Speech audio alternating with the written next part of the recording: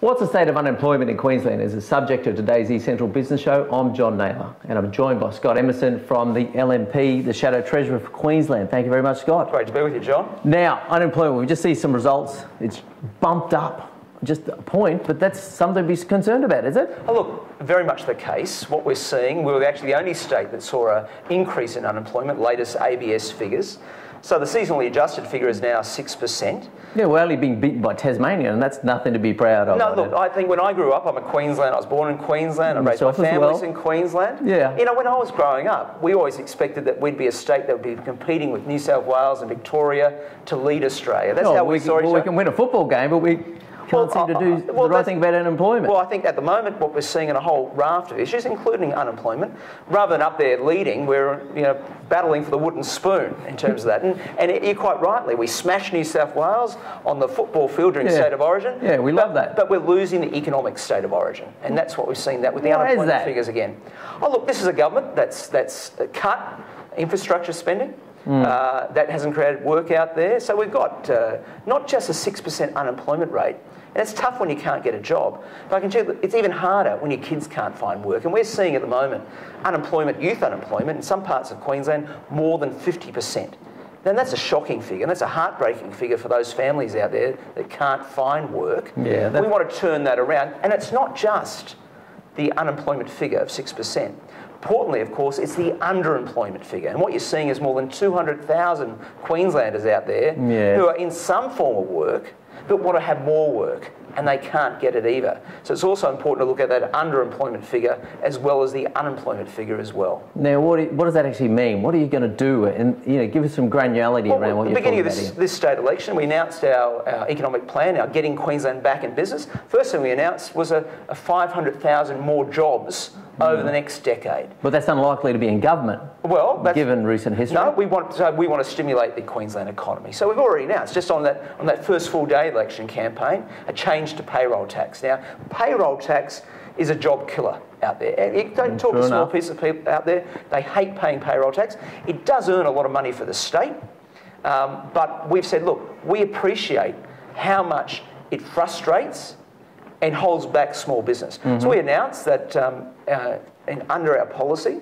from July 1st, 2018, if we win the election, we'll see that the threshold for payroll tax going up by $25,000 every year for the next 10 years.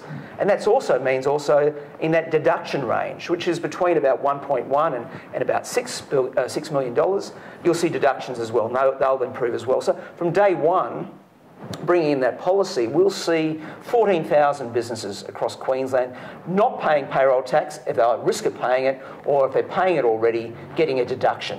And it's all about helping small business out there. We've got 400,000 plus small businesses in Queensland. That's right. Well, that's what I want to talk about, in fact, around the East Central Business Shows, is how do these things affect smaller business, And we've heard the promises before that we're going to make a change that's going to make life cheaper for small business, but is this reality, Scott? Well, look, I appreciate I'm being a bit sceptical here. No, but what most small businesses, and I ran a small business before I came into politics, look, what most small businesses out there say is, look, I want government to get out of my way. I want some help if I need it, but mostly I just want government to get out of my way and let me grow my business. So that's why, apart from the payroll tax, and that's a good benefit for small business. Don't forget they employ more than 1 million Queenslanders out there, small business in Queensland. So we want to help them grow and hopefully employ more people. That's why we've announced the payroll tax. The other thing that small business will talk about is red tape. That is a real burden for them. They understand. Businesses out there understand there's got to be a certain amount of regulation, sensible regulation, but they feel incredibly frustrated by the level of regulation out there. And we're going to have a red tape reduction, 20% over 6 years of that red tape that is not necessary. Well, you're actually going to go measure it, are you, Scott? We will put a KPI into the Director Generals.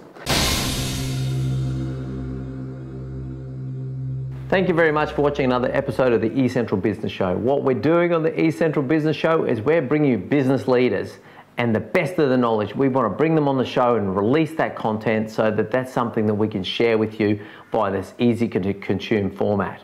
So you can follow us across LinkedIn, Facebook, YouTube, Twitter, Google+, or just regularly visit the eastcentral.com.au/show website, pick out the best things for you and educate yourself on that premise. Now there's video content there for you, so you can just watch the video and inform yourself in your own time. We've also now podcasting that content as well, so it's really simple to consume. You can listen to it on the way to work in the car or during your daily exercise regime.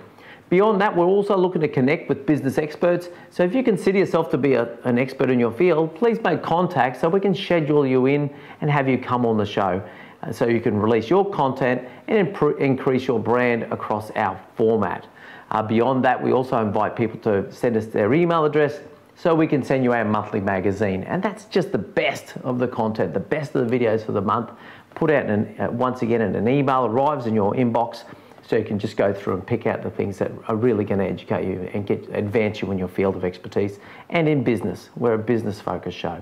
So thank you very much once again for watching, and we'll see you next time.